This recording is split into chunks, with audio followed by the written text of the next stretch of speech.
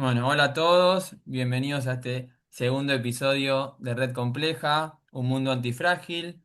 En esta oportunidad vamos a hablar con Oliver del mundo de Taleb, que es el mundo de las consecuencias, que es el mundo de lo que importa, no es lo que funciona en teoría, sino lo que efectivamente sucede en la vida real. Así que si el mundo está dominado por la supervivencia, o sea, lo que nos importa como individuos, como organizaciones, como países, son los distintos eventos, lo que ocurre y cómo reaccionamos ante ellos. Entonces, a lo largo del episodio, la idea es hablar de cómo afecta el contexto, el paso del tiempo, las distintas dosis, las distintas medidas, los cisnes negros, los eventos de cola gruesa, cómo afecta las distintas dimensiones físicas del contexto y a su vez cómo los sistemas, los individuos reaccionan y sobreviven o no a esos estresores. Entonces, esta lógica cambia porque no vamos a prestar tanta atención a las probabilidades, sino a cómo reaccionamos y los costos que pagamos por estar expuestos a esas situaciones. Entonces, a lo largo de esta media hora, 40 minutos, vamos a hablar de lo que llamamos las dimensiones, ¿sí?, del mundo real, que tiene que ver con las características propias de la complejidad, pero ya pensando en cómo esos eventos nos afectan a nosotros como individuos, cómo afectan a la toma de decisiones en la vida real, por lo cual ahora lo voy a presentar a Oliver y vamos a hablar un rato sobre esos. Bienvenidos. Hola Luca, pues muy contento otra vez de estar por acá. Efectivamente, lo que estabas planteando ahorita me parece que una parte muy fundamental y además concatenándolo a lo que hablamos el episodio anterior, pues efectivamente pareciera ser que lo que cambia en la forma de entender las cosas desde una óptica del incherto, pues tiene que ver con incluir el ojo de la sobrevivencia, ¿no? El ojo de las consecuencias. Y ahí el primer punto que queríamos tomar era cómo entendemos el tiempo, ¿no? El paso del tiempo en la sobrevivencia y que se hace específicamente el efecto Lindy, ¿no? Entonces, aquí es bien interesante cómo Taleb enfatiza a lo largo de toda su obra que hay diferencias en tipos de sistemas y dominios, que hay dominios que son no perecederos, ¿no? Donde el tiempo funciona como una especie de mecanismo de selección darwiniana y por lo tanto la idea de sobrevivir pues cobra relevancia, sobre todo cuando lo vemos en procesos intergeneracionales. Y esos procesos intergeneracionales pueden ser claramente biológicos, pero también pueden ser cambios culturales o de modos de pensar, y tiene que ver mucho con las propiedades internas que te permiten persistir. De este modo, el tiempo actúa, pues de cierta manera, como si fuera algo así como un inspector de calidad, ¿no? Si una obra literaria tiene 100 años, interpretado en la manera más sencilla, el efecto límite diría que se espera una esperanza, bueno, más bien, que se que se tendría una esperanza de vida adicional de otros 100 años más. Si tiene 1000 años, entonces la esperanza de vida pues crecería proporcionalmente. Y este tipo de procesos, hasta cierto punto lo podemos describir matemáticamente mediante distribuciones de colas largas, típicamente distribuciones de Pareto o leyes de potencia, donde el pasado es un predictor razonable del futuro en estructuras que no tienen fecha de caducidad, ¿no? Y aquí otra vez se vuelve bien fundamental hacer la separación entre lo perecedero y lo no perecedero. Entonces hay cosas como los bienes físicos que son perecederos. Su esperanza de vida disminuye con el tiempo. Un automóvil viejo es menos probable que siga funcionando. Contrariamente, los bienes intelectuales o culturales, por ejemplo, su esperanza de vida aumenta con el tiempo. Y esto se debe a que no están sometidos al deterioro físico, es decir, no necesariamente siguen una flecha de entropía, eh, sino sino que están inmersos en un esquema de competencia evolutiva, ¿no? En este caso, de la evolución de las ideas. Y esa es toda la diferencia. Entonces, casi que en el fondo de forma implícita se está haciendo una diferenciación entre sistemas simples y sistemas complejos adaptativos. Y es ahí, en la parte adaptativa, pues justamente donde se rompe lo perecedero, ¿no? Eh, ¿tú cómo interpretas estas ideas acerca del efecto Lindy, Sí, Luca? mira, a mí la verdad que yo la otra vez estaba leyendo el primer libro de Taleb, Engañados por el azar, que se tradujo al español, y Taleb cuenta, o sea, yo lo que veía era que muchos empresarios, inversores, a largo plazo quebraban, y había algunos que seguían. Entonces yo quería saber qué pasa, o sea, quién sigue vivo por azar y quién sigue vivo por habilidad. Pero la verdad que Ujú, en ese primer libro es como que no llega a una conclusión. Entonces, ujú, lo que termina definiendo tal vez en Antifrágil y en Jugarse la piel es que el tiempo juzga a los expertos. O sea que la mejor manera de definir y darse cuenta quién sabe qué organización es exitosa, qué política es exitosa, ¿sí? O qué libro es exitoso, qué película de cine es exitosa, es el paso del tiempo, el largo plazo. Y entonces, en esa lógica, se conecta totalmente con la lógica de la antifragilidad y la fragilidad, porque él dice que lo frágil, ¿no? El paso del tiempo le agrega volatilidad y cada día que pasa aumenta las probabilidades de que se quiebre. Que eso es ujú. totalmente contraintuitivo, porque hay una lógica de las probabilidades de entenderlo como estático. Pero Taleb Correcto. Ujú, incorpora lo dinámico, incorpora el paso del tiempo y dice que a medida que pasa el tiempo, si hay riesgo de ruina, ¿sí? Tarde o temprano tendrías que medir el riesgo en cantidad de años o en esperanza de vidas, porque cada repetición te acerca a la ruina ujú, cuando estás expuesto. Entonces, y tomando lo que decía Taleb antes, entonces, un montón de inversores, ¿sí? Que no tenían una estrategia antifrágil, de lo que vamos a hablar en el próximo episodio, a largo plazo, cada vez estaban más cerca de la ruina. Entonces, él termina explicando por qué las ideas intuitivas del principio de su obra las fundamenta desde el efecto Lindy, que tiene que ver con esto. El paso del tiempo agrega aleatoriedad, estresores, exposiciones al azar, que tienden entonces a romper lo frágil, ¿sí? Y a beneficiar lo antifrágil.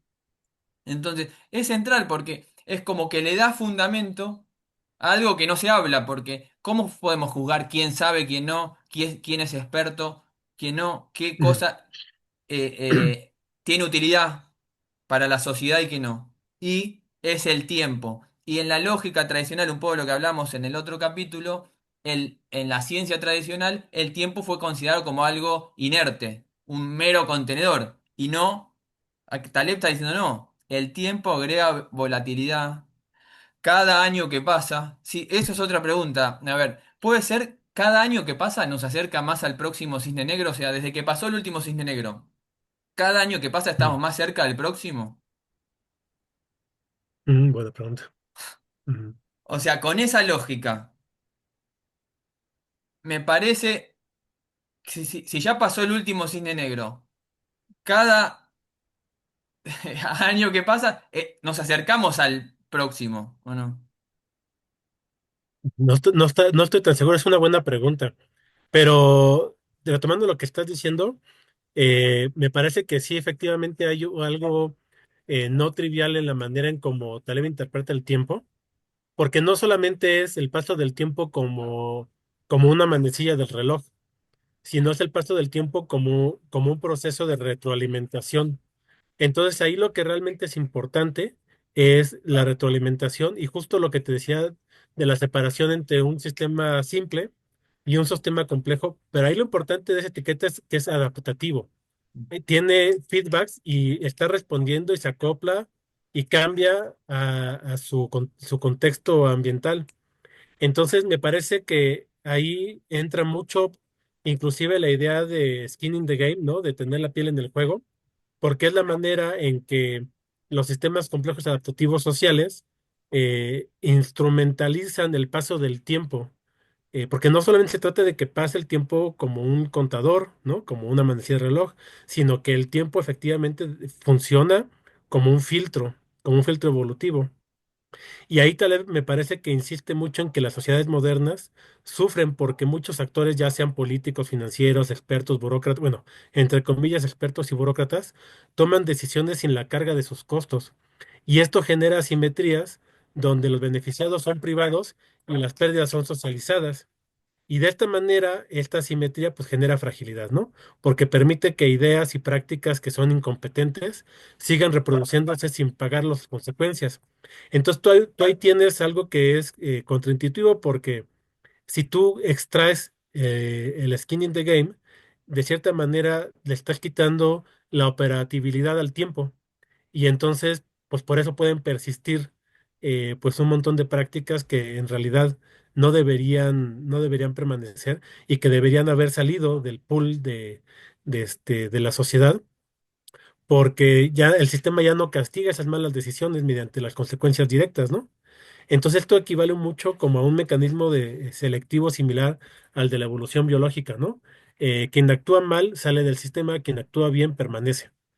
Y ahí también es interesante ver cómo las estructuras más estables de la historia, por ejemplo, el derecho romano o la medicina hipocrática, los gremios medievales o las leyes de comercio tradicionales, funcionan gracias a que quienes participan tienen una exposición real al riesgo. Y esto, insisto, produce un filtro, un filtro evolutivo que elimina las malas prácticas y preserva los comportamientos que funcionan en el mundo real. Y por eso, porque tiene sentido, o sea, ¿cómo si lo que es frágil, ¿sí? Está sobreprotegido en esta lógica de exponerse al azar? Lo que es frágil nosotros lo sobreprotegemos. Es como un niño sobreprotegido. Taleb habla en Antifrágil de las supermamá que protegen al chico de que no tenga ningún contacto con virus, con bacterias, están en la casa cuidados, no salen, no van al parque. O sea, a la larga termina fragilizando, porque cuando se exponen a los estresores, o sea, pierden herramientas de supervivencia.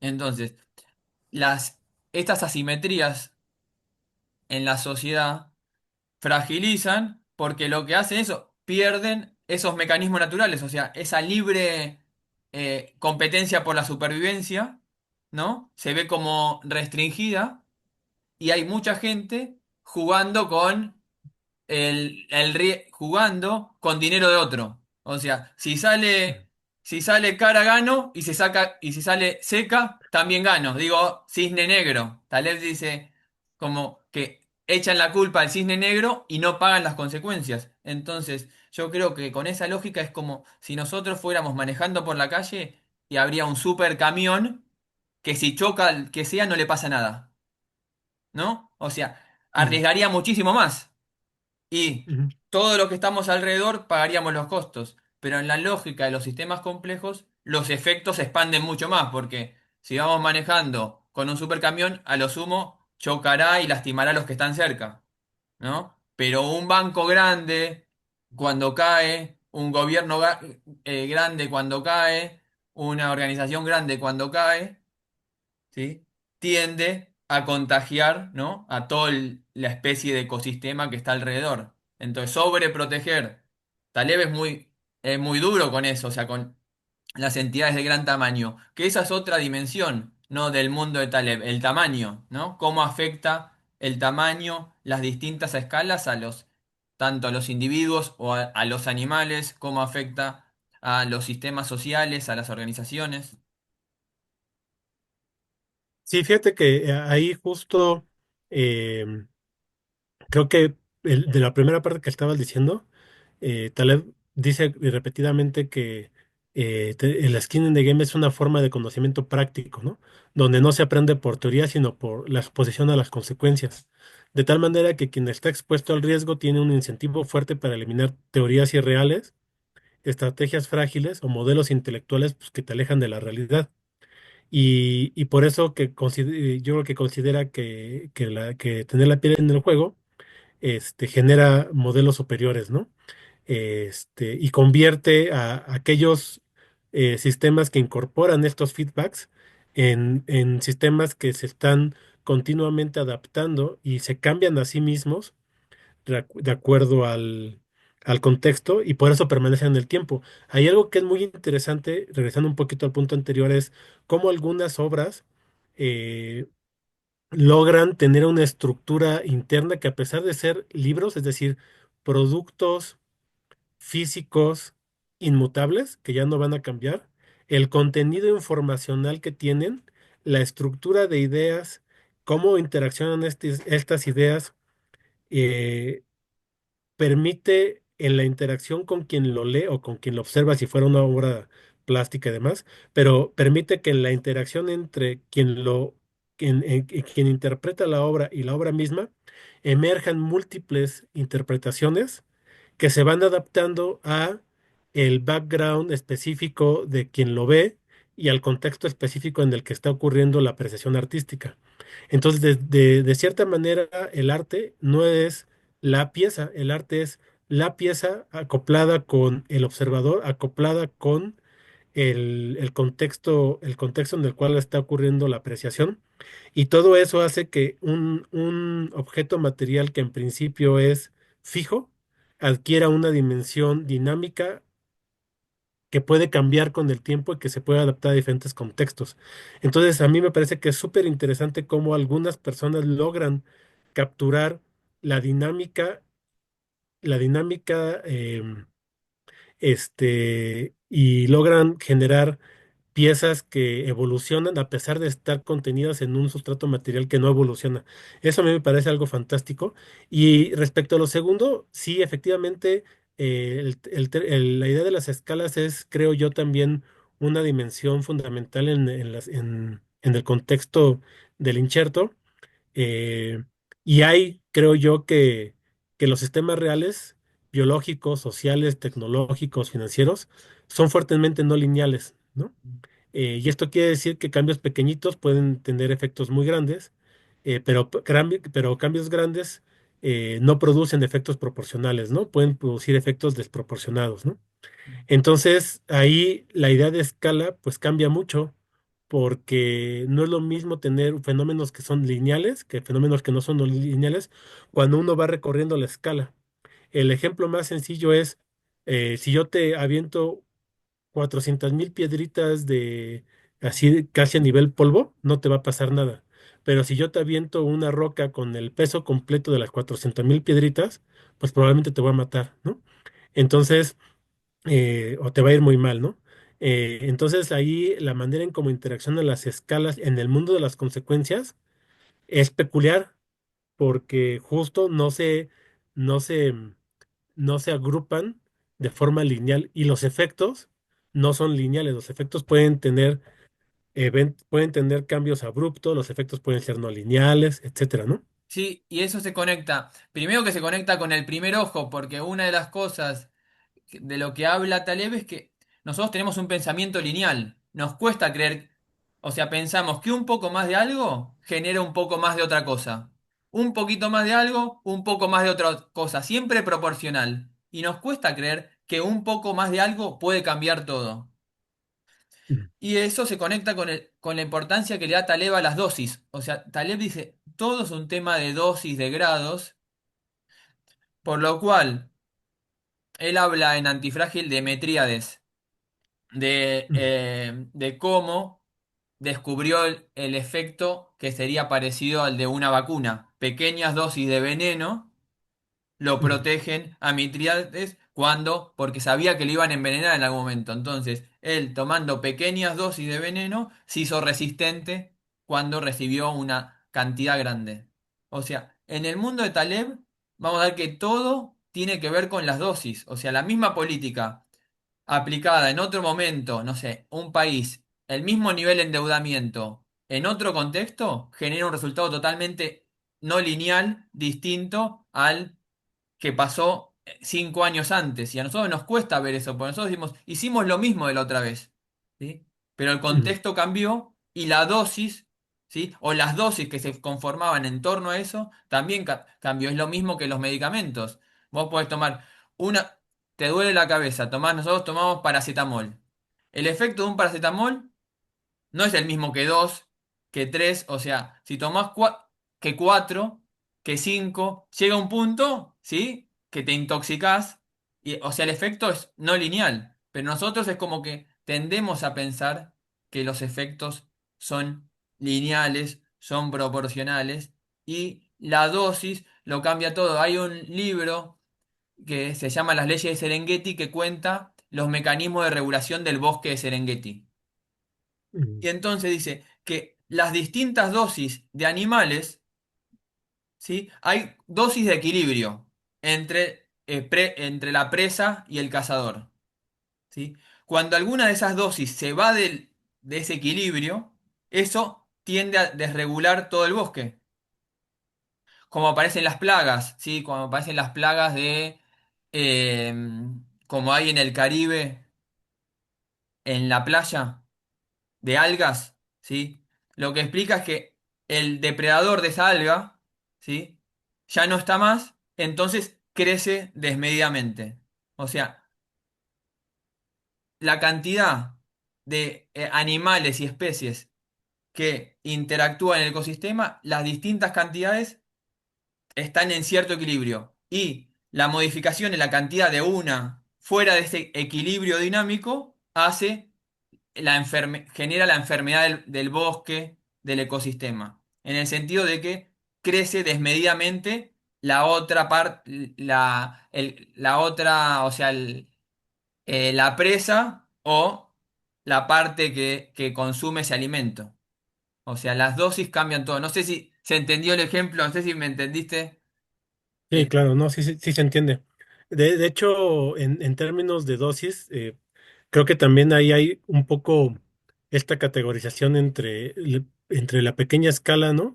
mm, Que tiende, dependiendo de los contextos, pues a generar, digamos, características en donde los errores normalmente se van a mantener acotados, las fallas locales, la información es más fiable porque se ve de cerca, hay más feedback de retroalimentación, es más rápido y más directo y las consecuencias son más claras. La predictibilidad es mayor porque el sistema tiene menos interdependencias, ¿no? Contrariamente a eso, en los sistemas más grandes, los errores suelen retroalimentarse porque obviamente al ser más grandes no solamente es de tamaño per se, sino más grandes en el sentido de más elementos subyacentes, ¿no? Entonces los errores empiezan a retroalimentarse porque hay interacciones, interacciones más complejas entre los diferentes elementos. Generalmente eso va a producir fragilidad sistémica. Normalmente también va a aumentar la opacidad y por lo tanto disminuye la información procesable. Y eso hace que se acumulen los riesgos invisibles que pueden detonar colapsos masivos, ¿no? Entonces, casi siempre, si tú puedes preferir desagregar un proyecto grande en varios pequeños, pues va a ser mejor, ¿no? Y creo que ahí va también mucho la lógica de varias ideas que tiene Taleb en torno al localismo, sin llegar a un localismo así, digamos, a rajatabla como algunos libertarios utilizan, sino que creo que ahí Taleb hace una distinción muy fina y ha hablado mucho acerca de, de la multiescalaridad de los conceptos, de las ideas, de los sistemas. Y entonces, en ciertas cosas, en ciertos contextos, un esquema de localidad es bueno, en otros contextos no. Si tú quieres responder a algo como a una pandemia, pues requieres que haya un actor central que, ¿cómo que implemente las acciones urgentes, necesarias e inclusive no bien vistas en todo el sistema, ¿no? Si tú dejas que los diferentes órganos locales se autoorganicen para generar una respuesta, pues eso podría ser muy lento y pues ya nos llegó la pandemia a todos y ya se murió un montón de gente antes de que se puedan poner de acuerdo, ¿no? Entonces hay algunas cosas en las que sí conviene tener un control central y un enfoque global, y hay otras en las que no. Entonces creo que ahí la distinción filosófica entre cuándo requieres un enfoque local y cuándo requieres un enfoque global es bien interesante. Y en el fondo, creo que va mucho de la mano de las nuevas ideas que se tienen en dinámicas evolutivas. Por ejemplo, hay un artículo muy interesante de mi padre académico, Pablo Padilla, con un colega italiano, que estuvieron trabajando justo en modificar lo que son como las ecuaciones tradicionales estándar de las dinámicas evolutivas.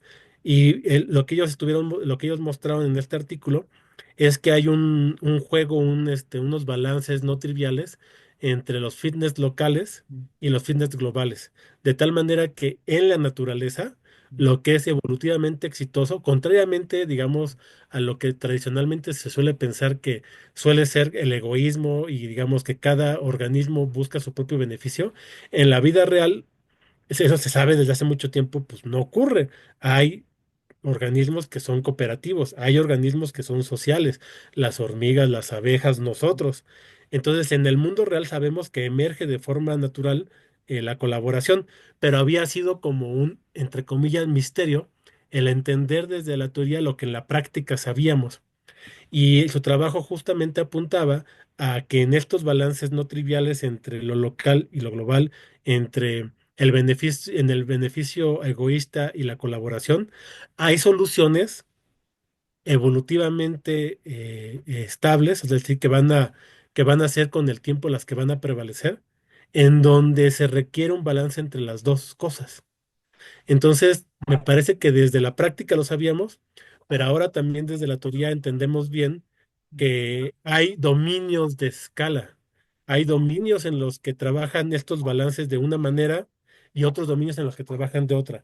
En algunos contextos domina más lo local, individual, y en otros domina más la cooperación y lo global.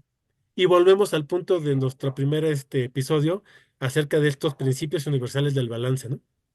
Totalmente, porque la verdad que en esta lógica muy atravesada actual, que hay un pensamiento como blanco y negro, está todo polarizado, la idea del balance, o sea, en este momento es como totalmente contraintuitiva, porque lo que está diciendo Taleb es, por momentos necesitas una escala global, por momentos una escala particular o local. Si él habla, también creo que habla, incorpora en momentos de guerra, ¿sí? En una guerra contra otro país, él también dice, necesitas una escala global, ¿sí? Un gobierno centralizado. Entonces, es un equilibrio dinámico entre lo global y lo local. Si esta idea de balance es, en algunos contextos es más global y en algún momento es más local. Y lo mismo lo de competencia y colaboración. O sea, como decís vos, era evidente de la práctica que convivían esos dos mecanismos. Pero es como que hay unos que se vuelven fanáticos del egoísmo, individualismo y la lógica de, de la competencia y otros que se vuelven fanáticos de la cooperación, del altruismo. Y es eso, es un balance dinámico que me parece, Yanir Barsham del Instituto de Sistemas Complejos de Nueva Inglaterra habla de esos entramados de competencia y colaboración, ¿sí? Que me parece que al incorporar múltiples niveles, es totalmente posible, es como dice Taleb, vos podés ser comunista en tu casa, socialista en tu pueblo, republicano en tu estado y liberal en tu nación. O sea, al convivir múltiples niveles, podés en un nivel competir y en otro colaborar, que es lo que pasa por lo menos en los deportes. En los deportes vos compitís dentro de tu mismo equipo por, no sé, ser titular, ser el delantero, ser defensor, el puesto que vos querés, pero a su vez colaborás cuando jugás contra otro equipo. Incluso después, en otro nivel, vos competís ahora en el torneo en tu liga nacional contra otros equipos, pero después colaborás con alguno de esos jugadores cuando jugás en la selección nacional, en un mundial. Entonces, en distintos niveles, vos en un nivel podés tener localismo y en un nivel más amplio un global, en un nivel podés tener colaboración y en otro competencia, ¿sí?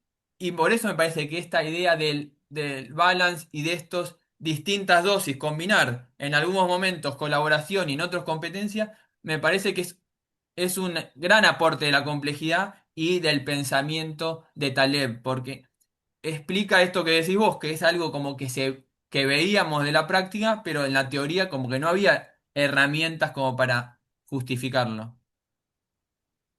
Fíjate que ahí, retomando esta idea del balance, hay, creo yo, otros enfoques de balance que no son tan fáciles de entender.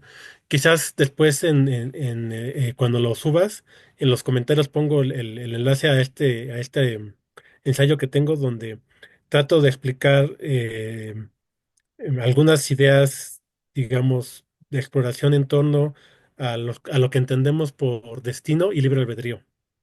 Eh, y entonces, porque, y es algo bien interesante, ambos conceptos están relacionados con otras ideas de Taleb y del Incherto en torno a lo que conocemos como la dependencia del camino, donde esencialmente los sistemas complejos tienen memoria y esta memoria pues va a modificar su sensibilidad a eventos extremos, va a modificar su escala de vulnerabilidad y su capacidad para responder a las perturbaciones.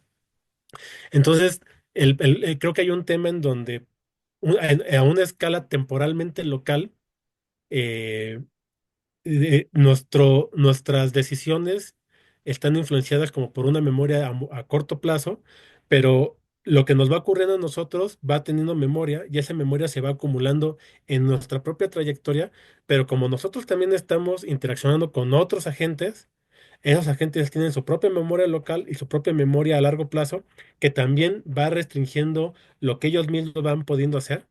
Es decir, en el momento que estamos ahorita parados, no tenemos una gama infinita de posibilidades. En principio sí, pero en la práctica no. Si tú ahorita quisieras ser médico, pues es posible, pero si no estudiaste todo lo que tienes que estudiar, pues no va a ser realista. Entonces, tienes el libre albedrío de querer ser médico, ¿no? Pero eso no significa que en la realidad se vaya a manifestar y que se manifieste o no, o la probabilidad de que se manifieste o no, pues depende de tu camino anterior. Entonces, conforme vamos avanzando, nuestros escenarios futuros pues van cambiando de forma y nuestro espacio de posibles futuros va transformándose, el nuestro individual, pero como interaccionamos con otros, pues también se va a ir transformando el escenario de futuros colectivos. De tal manera que hay un balance como entre nuestro libre albedrío, que tiene que ver con nuestra ventana local, y nuestro, entre comillas, destino, que tiene que ver con las múltiples restricciones que emergen de la interacción entre nuestro path dependence individual y el path dependence de todos los demás, ¿no? Entonces, también eso hace que la escala, no solamente a nivel espacial de tamaños, tamaños físicos o tamaños de organización, importe, también importa la escala temporal en la que estamos analizando las cosas.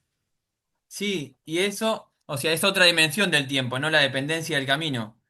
Que incorpora Taleb y que también, o sea, en la lógica que vos estás explicando, por ejemplo, para la innovación, se tienen que dar dos cosas. La dependencia de camino tuya, que vos hayas dado todos esos pasos previos para tener el momento, el conocimiento previo y estar en el lugar justo, y que se hayan dado en el contexto todas las evoluciones e inventos previos para que vos puedas Ujú, ser Steve Jobs, ¿no? ujú, O para que surja ujú. Internet.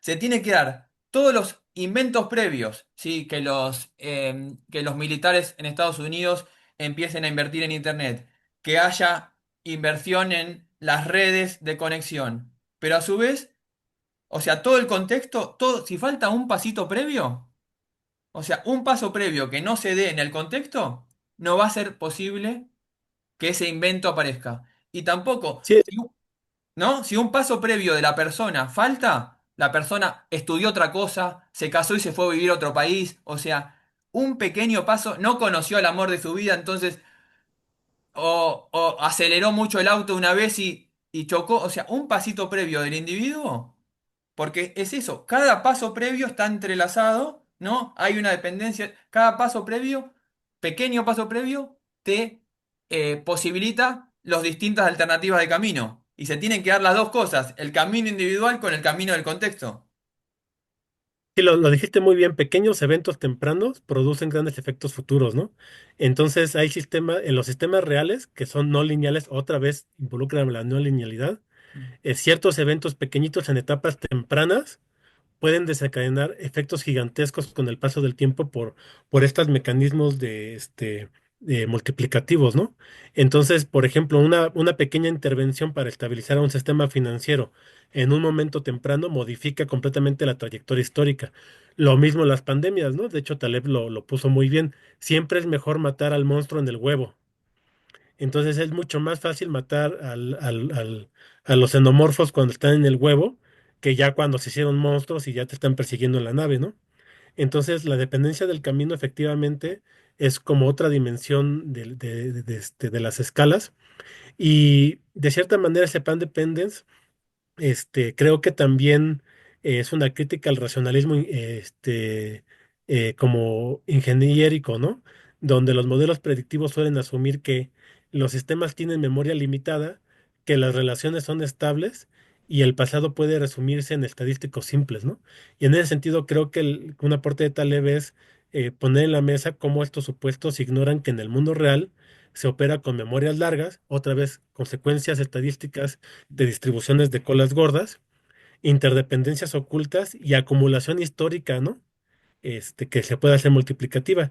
Y creo que por esta razón muchos modelos fallan en predecir cisnes negros, porque pierden información, bueno, que no se pueden predecir, pero digamos, este, Erran en mucho siquiera más. hierra mucho más en su Claro. capacidad de respuesta, ¿no? Porque pierden información esencial al no considerar cómo la trayectoria específica del sistema va a alterar su sensibilidad futura. Sí, y en esa lógica ingenieril, ¿no? Hay como una idea de que se puede desarmar, ¿no? Volver cada paso para atrás y cada paso para adelante y el resultado es lo mismo, ¿no? Y la dependencia de camino te dice que no, que el tiempo es irreversible, ¿no? Y que cada futuro, con una modificación que aparezca, modifica el resultado final.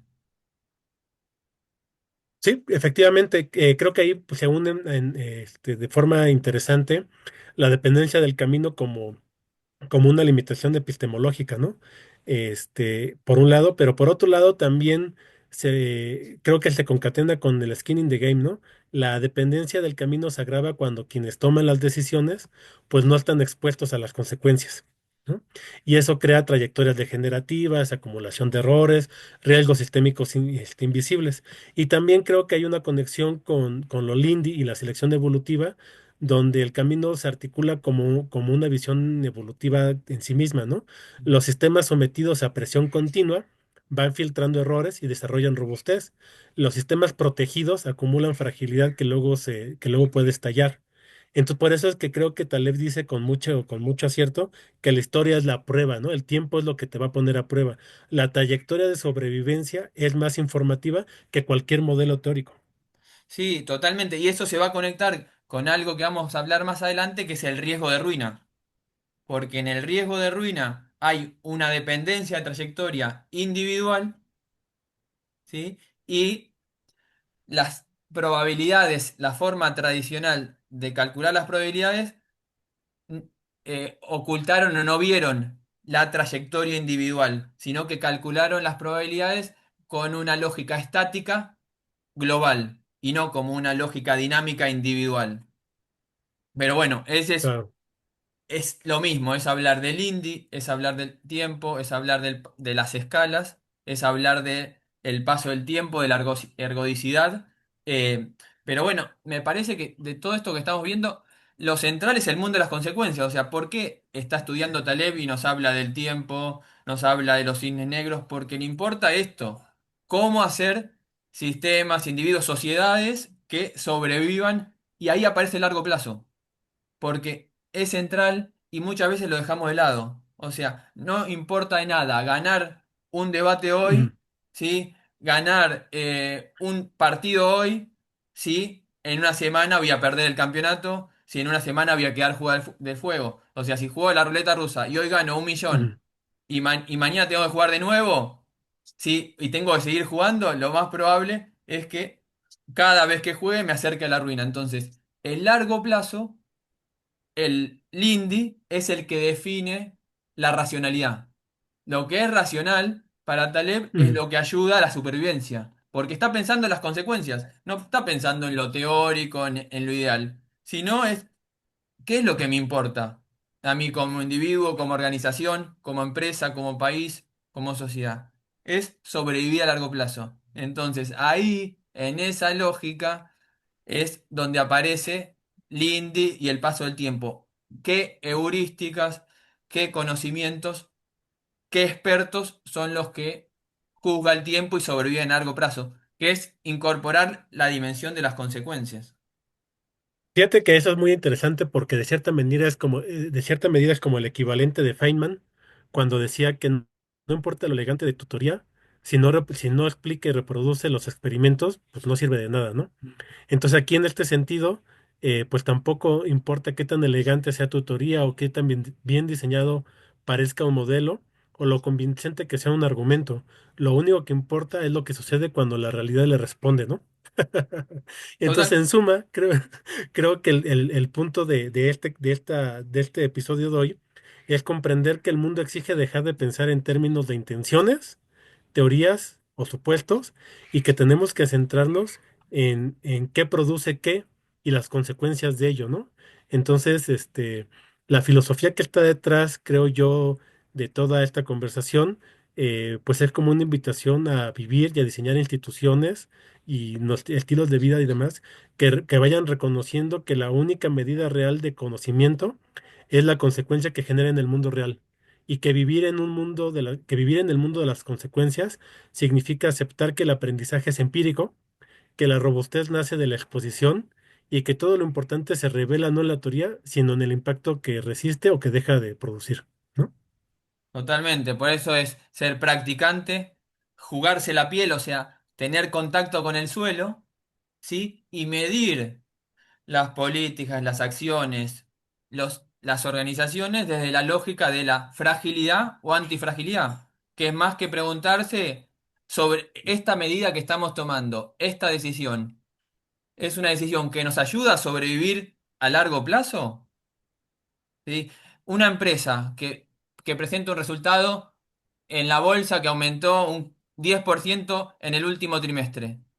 ¿Esto me va a ayudar a la supervivencia? ¿Tiene algo que ver con eso? O sea, ¿me vuelve más frágil? ¿Estoy adelantando resultados de ahora a costa de futuro? Porque estamos Mm. pensando en el mundo de la supervivencia. O sea, lo que juzga, ¿sí? Lo que juzga a las organizaciones, a los individuos, a las políticas públicas es la supervivencia a largo plazo. Y ahí es donde va a aparecer, que es lo que vamos a hablar en el próximo capítulo, de esto, de medir a los sistemas desde la lógica de la fragilidad o la antifragilidad, ¿no? Es cómo responden, ¿sí? A todas estas condiciones, contextos que estuvimos hablando en este rato.